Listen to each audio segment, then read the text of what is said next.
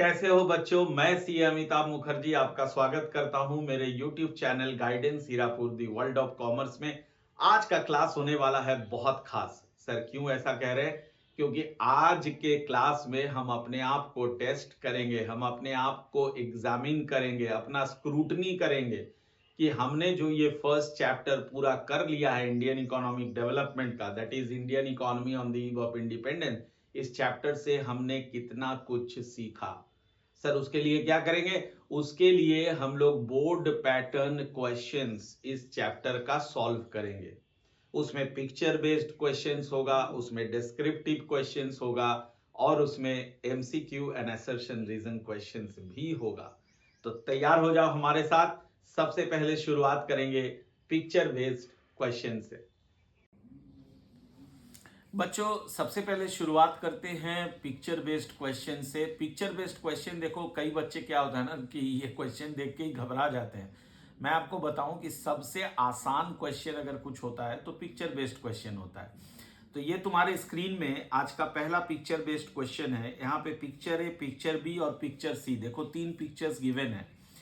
ठीक है, पहले पिक्चर में मुझे एक ब्लॉक कार्ड दिख रहा है, दूसरे पिक्चर में मुझे दिख रहा है कुछ लोग, कुछ मेल एंड फीमेल्स फील्ड में काम कर रहे हैं, एग्रीकल्चरल फील्ड में, और तीसरा मुझे एक इंडस्ट्री का पिक्चर दिख रहा है। अब देखते हैं क्वेश्चन क्या क्या पूछ रहा है। Identify the sectors of the economy as shown in picture A, B and सी।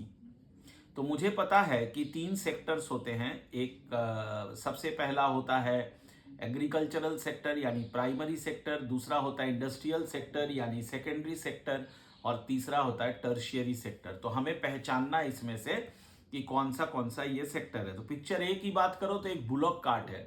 बच्चों बुलॉक कार्ट से लोग पहले ना बुलॉक कार्ट को as a transportation means use करते थे। एक दूसरे जगह से दूसरे गांव जाना होता था तो ये ट्रांसपोर्ट का काम करता था। तो ट्रांसपोर्ट सर्विस सेक्टर के अंदर आता है। तो ये जो पिक्चर ए है ये हो जाएगा आपका सर्विस सेक्टर यानी tertiary sector. Picture be clearly agricultural sector होगा यानी प्राइमरी सेक्टर, और पिक्चर सी तो बहुत इजी है, इंडस्ट्रियल सेक्टर होगा। क्लियर है। अब आता हूं क्वेश्चन नंबर 2 में। क्वेश्चन नंबर 2 कहता है there has been an increase in the share of the workforce in one of the sectors identified in one above in Orissa, Rajasthan and Punjab. Identify the sector.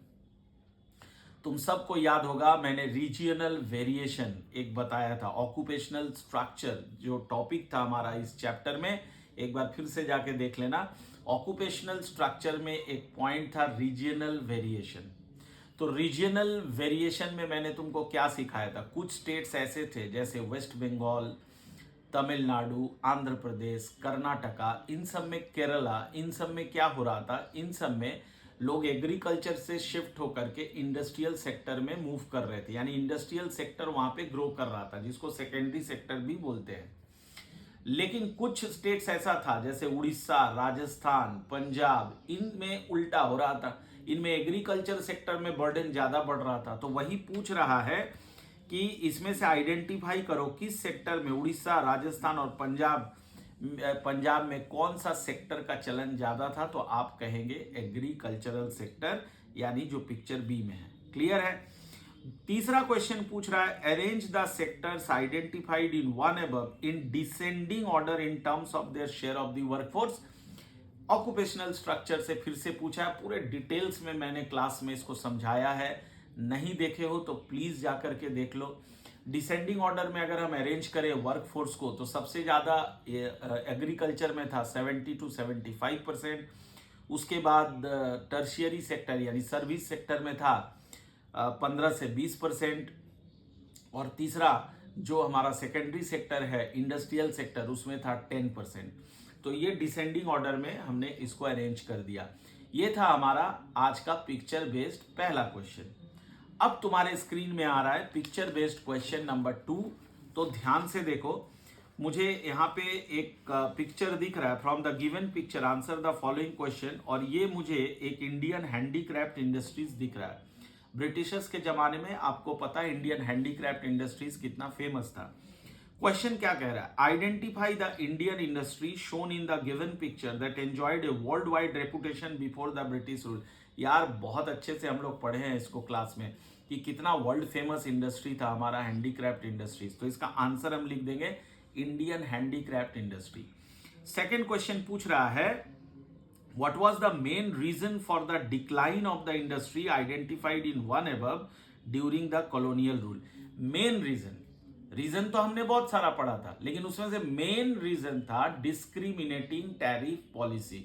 ये बस आपको लिख देना है, डिस्क्रिमिनेटिंग टैरिफ पॉलिसी, ये हमारा मेन रीजन था deindustrialisation of handicraft industries का। क्लियर है। और तीसरा क्वेश्चन पूछ रहा है state to adverse effects of the decline of Indian handicraft industry identified in one above.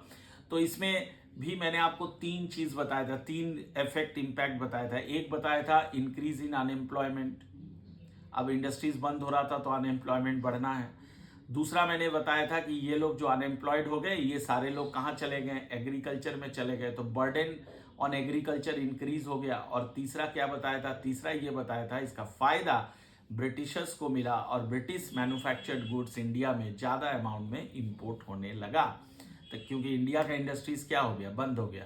तो इस तरह का पिक्चर बेस्ड क्वेश्चन आएगा, इसमें घबराना नहीं है। देखो कितना आसान है, और पॉइंट्स पूरे चैप्टर में जो आपने पढ़ा है उसको अच्छे से याद रखना है। क्लियर है। अब आता हूं डिस्क्रिप्टिव क्वेश्चन में। चलिए बच्चों, अब डिस्क्रिप्टिव क्वेश्चन में जो सबसे पहला क्वेश्चन है वो देखो ध्यान से। इसमें कह रहा है refer to the given information carefully. एक टेबल बना हुआ है और इसमें लिखा हुआ है, तीन कॉलम्स है, एक 1921 टू 30 का दिखाया है, एक 1941 से 50 का दिखाया है, और फिर लिखता है increase in expectation of life during 20 years. Expectation of life at birth given है 21 से 30 में 26 ईयर्स एंड 11 मंथ्स, 41 टू 50 में ये बढ़ गया, और फिर कितना इंक्रीज हुआ अगले 20 साल में, तो 5 years and 6 months. Expectation of life at age 10 21 to 30 में है 36 साल 5 महीना, 41 से 50 में है 39 ईयर्स, और अगले 20 साल में वो बढ़ा कितने से 2 ईयर्स एंड 7 मंथ। ये डेटा है। तो ये डेटा क्लियरली इंडिकेट कर रहा है लाइफ एक्सपेक्टेंसी एट बर्थ। इसका मतलब average age of a person after he has taken birth, यानी इंडिया में जब किसी का जन्म होता है किसी बच्चे का, तो कितना एक्सपेक्टेड लाइफ होता है उसका, यानी लोग कितना अज्यूम करेंगे कि कितने साल जिंदा रहेगा। इसका जो डेटा है, इसका जो कैलकुलेशन है, इसे हम लोग लाइफ एक्सपेक्टेंसी कहते हैं।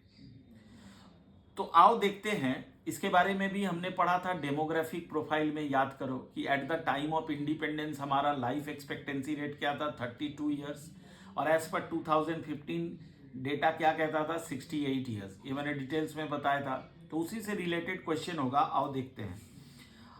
पहला कहता है identify and define the demographic indicator given in the above table. तो डेमोग्राफिक इंडिकेटर में क्या क्या आता था, life expectancy rate, birth rate, death rate, infant mortality rate, literacy rate, health conditions, population, ये सब डेमोग्राफिक प्रोफाइल में आता है। तो यहाँ पे क्लियरली ये जो टेबल शो कर रहा है ये है लाइफ एक्सपेक्टेंसी रेट का। ठीक है, तो इसका आंसर में हम लिख देंगे the demographic indicator given in the table is life expectancy.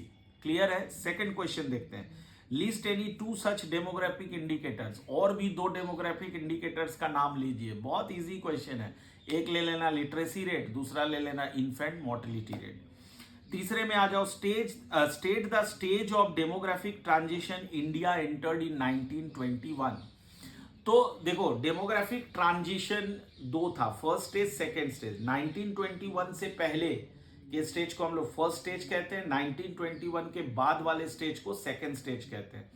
1921 से पहले क्या हो रहा था, हाई बर्थ रेट था, हाई डेथ रेट था, जिस वजह से rate of growth in population काफी स्लो था। 21 के बाद क्या हो रहा था, rate of growth in population बढ़ रहा था। ठीक है, इसलिए 1921 को याद करो, मैंने बताया था the year of great divide भी हम लोग कहते थे। क्लियर है। चलिए इसके बाद कह रहा है, चलिए ये क्वेश्चन हो गया, अब आगे बढ़ते हैं। नेक्स्ट जो क्वेश्चन है, नेक्स्ट क्वेश्चन कह रहा है explain the volume and direction of foreign trade during the British rule. Easy है, करोड़ों बार समझाएं यार। वॉल्यूम का मतलब कॉम्पोजिशन होता है। कॉम्पोजिशन में मैंने दो चीज बताया था कि इंडिया उस समय एक्सपोर्ट क्या कर रहा था, raw material and primary products, और इंपोर्ट क्या कर रहा था, ब्रिटिश मैन्युफैक्चर्ड गुड्स। दूसरा इस क्वेश्चन में मांगा है डायरेक्शन बताइए। डायरेक्शन में क्या बताया था, more than 50% of the foreign trade were happening with Britain and the balance were we were doing with China, Persia and Ceylon. बस इतना लिख देना है, ठीक है। अगले क्वेश्चन में आता हूं। नेक्स्ट क्वेश्चन कह रहा है critically appraise some of the shortfalls of the industrial policy pursued by the British colonial administration. इसके आंसर में हम लोग क्या लिखेंगे। सबसे पहला पॉइंट देखो आपके स्क्रीन में है, डी इंडस्ट्रियलाइजेशन। आपको पता है ब्रिटिशर्स का क्या पॉलिसी था, इंडियन हैंडीक्राफ्ट इंडस्ट्रीज को सिस्टमेटिकली डीके करना, डी इंडस्ट्रियलाइज करना। ये पहला पॉइंट हम लिखेंगे। दूसरा, adverse effects of decline of handicraft industries. इससे इसका एडवर्स इंपैक्ट क्या हो गया कि लार्ज नंबर ऑफ अनएम्प्लॉयमेंट बढ़ गया, बर्डन ऑन एग्रीकल्चर बढ़ गया, और ब्रिटिश मैन्युफैक्चर्ड गुड्स का इंपोर्ट इंडिया में बढ़ गया, क्योंकि यहाँ का इंडस्ट्री ठप हो रहा है तो हमें वहां से सामान खरीदना पड़ रहा था। Lack of capital goods industries, यानी ब्रिटिशर्स ने कभी ध्यान ही नहीं दिया कैपिटल गुड इंडस्ट्रीज को बढ़ाने में। वो चाहते थे कि अगर इंडिया को कैपिटल गुड्स चाहिए यानी लार्ज मशीन्स चाहिए तो वो ब्रिटेन से मंगवा ले। Limited role of public sector. Public sector यानी होता है गवर्नमेंट। उस समय गवर्नमेंट था ब्रिटिशर्स, उनका रोल काफी लिमिटेड था as far as industrialisation is concerned. Clear है, बहुत अच्छे से क्लास में हम लोग पढ़े हैं, जरूरत पड़े तो वहां से जाके एक बार और रिवाइज कर सकते हैं आप। नेक्स्ट क्वेश्चन में आता हूं। The traditional handicraft industries were ruined under the British rule. Do you agree with this view? Yes, I agree with this view. Give reasons in support of your answer. तो handicraft industries को ruin करने के लिए, उसको decline करने के लिए Britishers ने क्या क्या स्टेप्स लिया था, वो सारा स्टेप्स आपको यहां पे लिखना है। और साथ ही साथ do you agree with this view and give reasons in support of your answer. तो सब देखो यहाँ पे क्या क्या लिखना था। सबसे पहले हम ये लिखेंगे कि आखिर ब्रिटिशर्स हैंडीक्राफ्ट इंडस्ट्रीज को क्यों रूइंड कर रहे थे, उनका क्या मकसद था। तो twofold motive of the British rulers, वो मैंने आपको क्लास में बताया था, वो लिख देना है। पहला कि वो इंडिया को क्या बनाना चाहता था, रॉ मटेरियल का एक्सपोर्टर। रॉ मटेरियल का एक्सपोर्टर वो तभी बना सकता था जब यहाँ के इंडस्ट्रीज को वो ठप कर देता, क्योंकि रॉ मटेरियल तो यहाँ के इंडस्ट्रीज को भी चाहिए था। तो जब तक यहाँ के इंडस्ट्रीज जिंदा रहेंगे तो सारा रॉ मटेरियल यहीं पे खपत हो जाएगा। यहाँ के इंडस्ट्रीज को खत्म कर दो, रॉ मटेरियल अपने यहाँ ले जाओ। ये सबसे पहला मकसद था। दूसरा था कि इंडिया को इंपोर्टर बना दो ब्रिटिश मैन्युफैक्चर्ड गुड्स का। क्लियर है, तो ये दो मोटिव था इनका। और इन दो मोटिव में ये कैसे सफल हुए, तो डिस्क्रिमिनेटिंग टैरिफ पॉलिसी ला दिया, सबसे पहला काम ये किया। रेलवेज को बाद में इंट्रोड्यूस कर दिया ताकि इनका रॉ मटेरियल और फिनिश्ड गुड्स आसानी से आ जा सके, अपना फिनिश्ड गुड्स को ये पूरे कंट्री में आराम से बेच सके। ठीक है, सबसे इंपॉर्टेंट चीज क्या था, कि decline of princely states. Princely states के डिक्लाइन हो जाने से, राजा महाराजाओं का समय खत्म हो जाने से हैंडीक्राफ्ट इंडस्ट्रीज का पतन हो गया, क्योंकि वो लोग बहुत ज्यादा डिमांड करते थे इंडियन हैंडीक्राफ्ट गुड्स। तो इसका आंसर मैंने यहाँ पे विस्तारित रूप से दिया है, तो आप एक बार इसको अच्छे से पढ़ लीजिएगा। ठीक है, नेक्स्ट क्वेश्चन में आता हूं। Name some modern industries which were in operation in our country at the time of independence. बहुत अफसोस की बात है, मॉडर्न इंडस्ट्रीज में बस एक ही इंडस्ट्री का नाम मैं ले सकूंगा, that is TISCO, Tata iron and steel company, जिसको जमशेदजी टाटा ने 1907 में इनकॉर्पोरेट किया था। आप सबको पता है, चैप्टर में अच्छे से आपने पढ़ा है। नेक्स्ट क्वेश्चन कहता है, name some notable economists who estimated India's per capita income during the colonial period. पूरा अच्छे से मैंने बताया है, जाके देख लेना। Dadabhai Naoroji ji, VKRB Rao, William Digby, Findlay Shirras, ऐसे RK देसाई, ऐसे कई सारे नोटेबल इकोनॉमिस्ट थे जिन सारे इकोनॉमिक्स का नाम मैंने चैप्टर में बताया है। बस वही आपको आंसर में लिख देना है। क्वेश्चन क्या कहता है, Indian agricultural sector did not suffer due to partition, defend और रिफ्यूट करता हूं यार, इसके अगेंस्ट में बात करता हूं। बिल्कुल अफेक्टेड हुआ। कैसे कि पहले तो जो फूड ग्रेनरीज था वो चला गया पाकिस्तान में, जहां हम बहुत ज्यादा जूट उगाते थे, जूट प्रोड्यूस करते थे। जूट हमारा एक बहुत इंपॉर्टेंट रॉ मटेरियल था हमारे जूट इंडस्ट्रीज के लिए। वो ईस्ट पाकिस्तान चला गया, जो आज के देश में हम बांग्लादेश कहते हैं। तो बहुत सारा फर्टाइल लैंड जो है वो पार्टीशन की वजह से पाकिस्तान में शिफ्ट हो गया, जैसे west Punjab and Sindh. Clear है? तो ये पॉइंट्स यहाँ पे लिखा हुआ है, आपके लिए मैंने आंसर्स बिल्कुल तैयार करके दिया है। तो उम्मीद करता हूं ये डिस्क्रिप्टिव क्वेश्चंस आपको समझ आ गया। ये सारा इंपॉर्टेंट क्वेश्चन है। अब मैं चलता हूं एमसीक्यू क्वेश्चंस में। बच्चों, पहला एमसीक्यू क्वेश्चन है, during the colonial period estimates of dash on national income and per capita income were considered very significant. V K R V Rao यार करोड़ों बार बताए हैं। दूसरा, export surplus during the British rule was used. कहां यूज होता था? देखो, पहला ऑप्शन दिया है to make payments for expenses incurred by an office setup by the colonial government, इसमें होता था। To meet expenses on war, इसमें भी होता था। टू इंपोर्ट इनविजिबल आइटम, इसमें भी होता था। डिटेल्स में क्लास में बताया हूं, बहुत इजी, आराम से कर लीजिएगा। तो इसका ऑल ऑफ दीज आंसर हो जाएगा। तीसरे क्वेश्चन में आता हूं, the foundation of British empire in India. यार 1757 बैटल ऑफ प्लासी को जीत करके ब्रिटिशर्स ने यहाँ पे कब्जा किया। Which industry receive the major setback during the colonial rule? यार हैंडीक्राफ्ट इंडस्ट्रीज, बहुत ईजी है। More than half of India foreign trade was restricted to Britain, ये सब रटा जाना चाहिए। नेक्स्ट है, which year is described as the year of great divide? बताओ, 1921। ठीक है। Next, from 1881 onward census operations in India were carried out after every 10 years, ये भी मैंने क्लास में जिक्र किया है। Dash sector played a predominant role in occupational structure during the colonial period. लीजिए, 70 to 75% वर्कफोर्स तो एग्रीकल्चर में था, तो डोमिनेंट रोल तो उसी का था। एग्रीकल्चर में टिक कर दोगे। First train in India was run on 1853 between Bombay to Thane, यानी तो जनरल नॉलेज का क्वेश्चन है। नेक्स्ट है, फर्स्ट ट्रेन इन इंडिया हो चुका है। Next, India entered the dash stage of demographic transition, अभी अभी बताया था, second stage. Out of the following statements which one is correct? Suez canal was opened in 1769, गलत है। ठीक है, 1869 होगा। The first official census was conducted in the year 1881, correct है। चलो मिल गया। फिर भी पढ़ लेते। तीसरा, टिस्को वॉज इनकॉर्पोरेटेड इन 1907, यहाँ 1807 दिया है, गलत है। बैटल ऑफ प्लासी वॉज 1747, ये भी गलत है। तो करेक्ट है, the first official census was conducted in the year 1881। Next है, under the British rule commercialisation of agriculture resulted in shifting of agricultural production from dash to dash crops, food crop से cash crops, हजारों बार बताया हूं class में। Next है, arrange the following events in chronological order in context of Indian economy and choose the correct alternative. ठीक है, chronological order में इसको अरेंज करना है, यानी जो पहले आया है उसको पहले रखना है, फिर दूसरे को, फिर तीसरे को, फिर चौथे को। तो सबसे पहले तो यहां पे मुझे दिख रहा है battle of Plassey. Battle of Plassey 1757, आपको याद होगा। दूसरे नंबर पे मैं रखूंगा first railway bridge linking Bombay with Thane, 1953। Next है नंबर 4 आ जाएगा, फर्स्ट ऑफिशियल सेंसस 1881, और फिर है ईयर ऑफ ग्रेट डिवाइड 1921। तो इस तरह से मैंने इसको अरेंज किया। ठीक है। On the next question, on the eve of independence, India was an exporter of primary products. ठीक है, raw materials and primary products. फिर कहता है, dash means production of crops for sale in the market rather than for self consumption. जब किसान self consumption के लिए अनाज उगाते हैं तो उसको subsistence farming बोलते हैं, और जब बेचने के लिए उगाते हैं तो commercial farming बोलते हैं। नेक्स्ट कहता है, the backwardness in agricultural sector prior to India's independence was mainly due to zamindari system होगा यार, जमींदारों के एक्सप्लॉयटेशन से ऐसा हाल हुआ।